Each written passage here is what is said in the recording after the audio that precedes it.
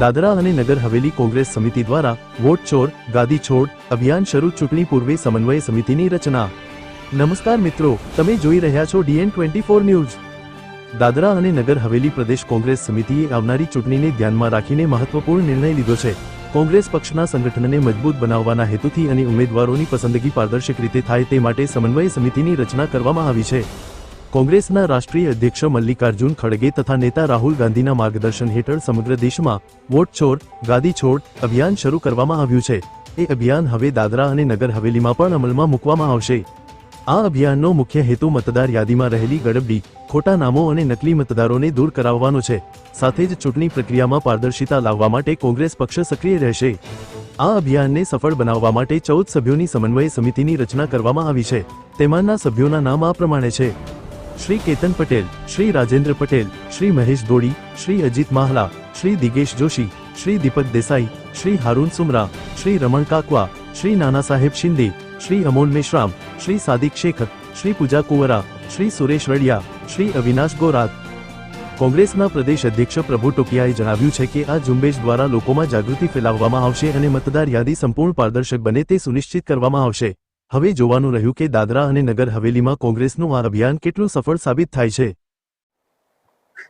सबसे पहले तो आप सभी हमारे दादरा नगर हवेली के मीडिया के साथी आपका स्वागत है।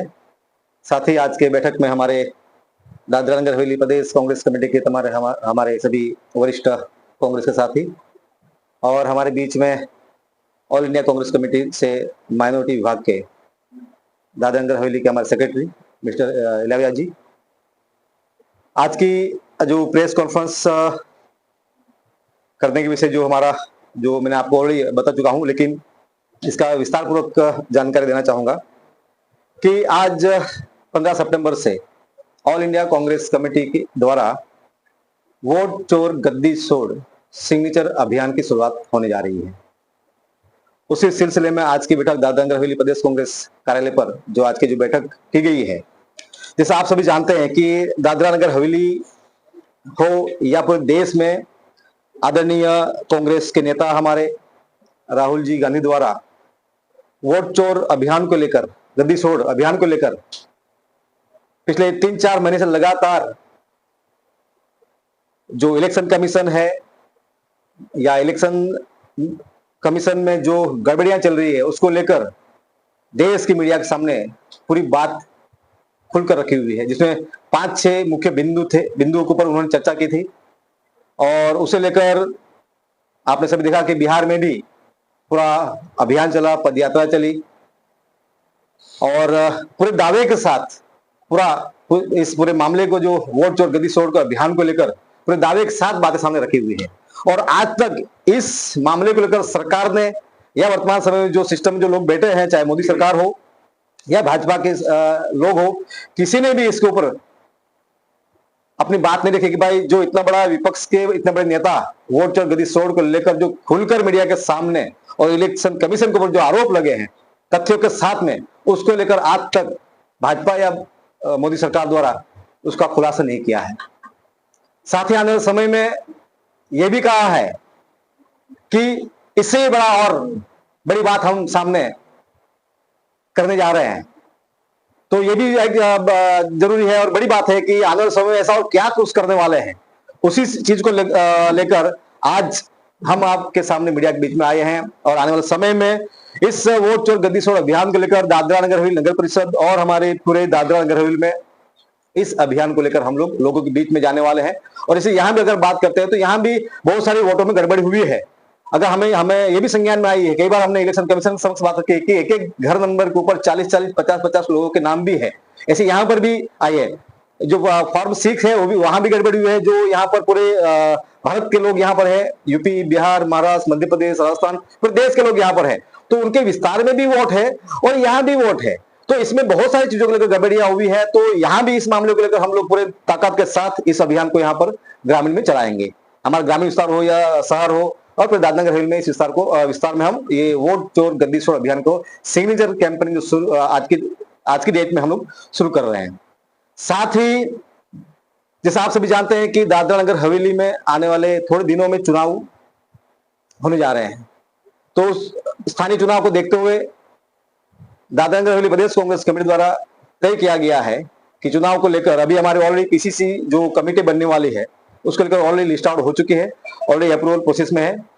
जल्दी वो हो जाएगी। लेकिन उससे पहले हमने हमारे ऑल इंडिया कांग्रेस कमेटी के दादरा नगर हवेली और दमन दीव के और गोवा के प्रभारी इंचार्ज श्री मानिकराव ठाकरे जी और हमारे एआईसीसी सेक्रेटरी डॉक्टर अंजलि जी के दिशा निर्देश में हम लोगों ने यह भी तय किया है कि आने वाले चुनाव में एक जो प्रत्याशी को लेकर चयन प्रक्रिया है, तो साथ साथ में जो संगठन बनाने के लिए पंचायत स्तर पर, ब्लॉक लेवल पर, मंडल लेवल पर और बूथ लेवल पर हमने एक कमेटी भी गठित की है, जिसमें एक समन्वय समिति हमने बनाई है। इस समन्वय समिति में हमारे यहाँ पर केतन पटेल जी, महेश धोड़ी जी, राजेंद्र पटेल, अजित महाला जी, दिग्गज जोशी जी, दीपक देसाई, हारून सुमरा जी, रमन गाकवा जी, नाना सिंधे जी, अमोल वेसराम जी, सादिक शेख, पूजा बेन, सुरेश चढ़िया, अविनाश गुरात, ऐसी 14 लोगों की हमने एक समन्वय समिति बनाई है, जिनको भी चुनाव कांग्रेस पार्टी के साथ जुड़कर चुनाव लड़ने की जो तैयारी कर रहे हैं, तो ये हमारी एक कोऑर्डिनेशन कमेटी है, ये हमारी एक समन्वय समिति है। इस समिति के माध्यम से जो भी चर्चा विचार करनी है, जो भी जिसको भी प्रत्याशी या जिनको भी हमें जिला पंचायत के चुनाव में उतारना है, ये एक हमारी कमेटी तय करेगी और उसके माध्यम से जहां भी जिनके आवेदन देना है या जो भी गाइडलाइन होगी इस समिति द्वारा तय किया गया हिसाब से। तो ये 2 मुद्दों को लेकर आज की प्रेस कॉन्फ्रेंस रखी गई थी। Thank you.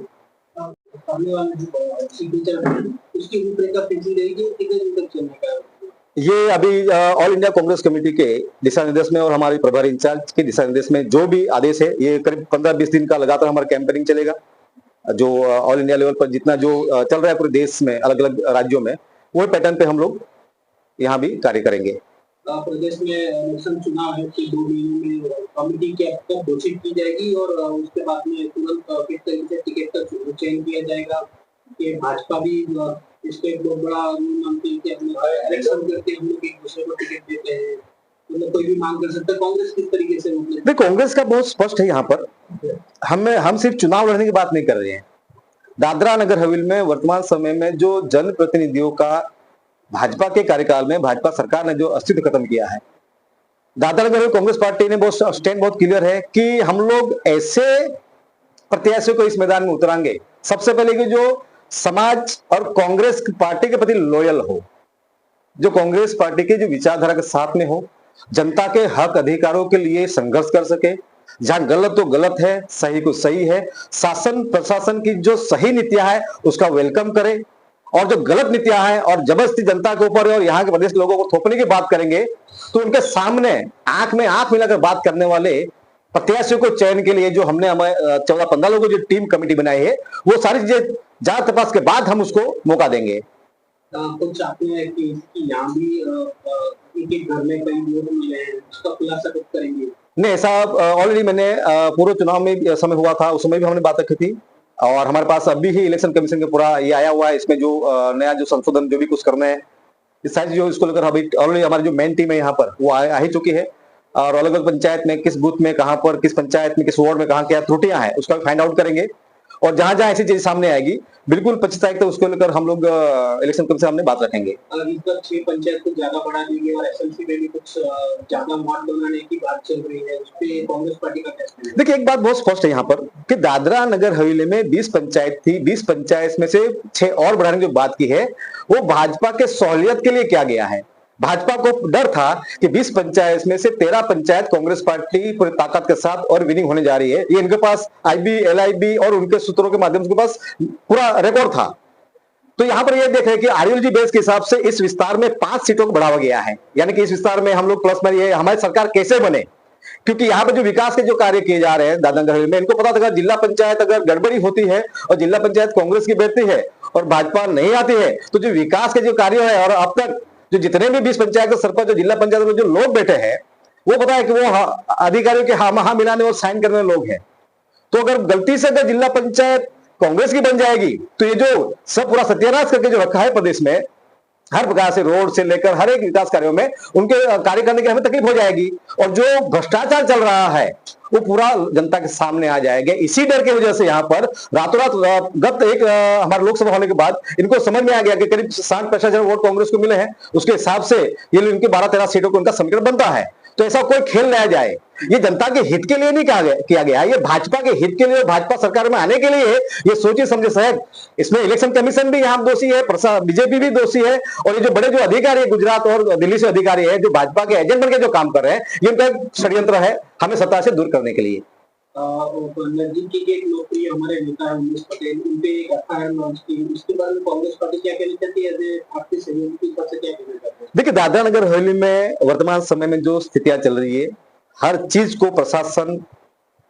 उससे पूर्व भी अभी यहाँ पर उमेश पटेल जी के ऊपर जो एफआईआर दर्ज हुई है ऐसा हमें जानकारी मिली, क्योंकि मैं कल ही यहाँ पर पहुंचा। उससे पहले भी आदिवासी समाज के ऊपर भाजपा से और आरएसएस से जुड़े एक व्यक्ति ने आदिवासी समाज को अपमानित करने के ऊपर, आरक्षण के ऊपर बहुत ही गलत तरह से टिप्पणी की है। वो एफआईआर करने के लिए 15-20 दिन हो गए हैं, उसमें अब तक एफआईआर नहीं हुई है। और ये अभी 1 हफ्ता 10 दिन पहले ये मेरा उमेश पटेल जी ने जो भी इसके ऊपर एफआईआर हुई है। देखिए, एक बात है, किसी समाज का अपमान करने का कोई किसी का अधिकार नहीं है, लेकिन एक साथ यहाँ दोहरी नीति क्यों? जब आदिवासी समाज के ऊपर एक वर्ग द्वारा और भाजपा से जो व्यक्ति द्वारा टिप्पणी की है, आरक्षण के ऊपर ये की है, गलत शब्दों में इनके ऊपर ये की है, उसके ऊपर एफआईआर दर्ज नहीं हुई है, वो अभी भी उसके ऊपर सोच विचार कर रहे हैं। दूसरी तरफ एक व्यक्ति सांसद के ऊपर जो दमन के सांसद के ऊपर जो किया है, तो ये 2 कानून चल रहे हैं यहाँ पर। तो बिल्कुल इस चीज को लेकर यहाँ पर ये कि अगर कानून इक्वल की बात करती है तो वहां भी एफआईआर होना चाहिए था, अगर यहां हुआ है तो यहां भी होना चाहिए था। तो ये तो पक्षपात की नीति और कहीं ना कहीं ये तो प्रशासन की नीति रही है, जो बोलेगा, जो लड़ेगा, जो लिखेगा, उसको डराने की कोशिश तो भाजपा वाले पहले से करते आ रहे हैं, और ये तो भाजपा के इशारे के ऊपर सब प्रदेश में चल रहा है।